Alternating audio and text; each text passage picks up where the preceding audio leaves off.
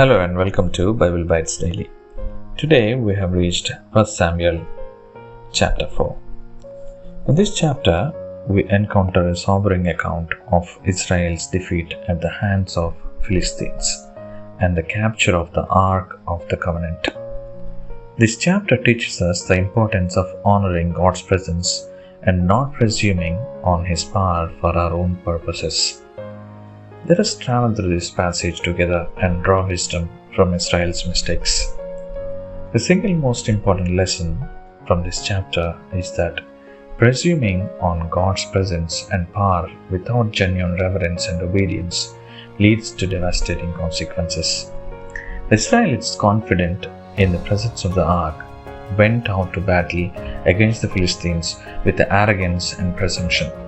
They believed that merely possessing the ark would ensure their victory, regardless of their own faithfulness to God's commands. As we reflect on this Israel's defeat, let us examine our own attitude towards God's presence and power. Are we guilty of presuming on His blessings without truly honoring Him with our lives? We need to question ourselves. Are we always asking Him without doing anything for Him, without being obedient to what He has to say? Israel's defeat serves as a cautionary tale for us all. It reminds us that God cannot be manipulated or controlled according to our own desires.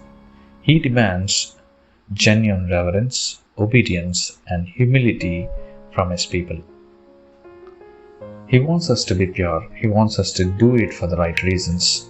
May we learn from Israel's mistakes and approach God with humility, recognizing His sovereignty and holiness.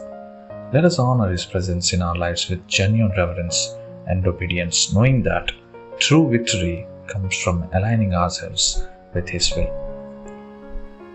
In this moment, let us bow our heads in prayer, confessing any arrogance or presumption in our hearts and seeking God's forgiveness and guidance in all things. Thank you for joining us today. May God bless you all in abundance.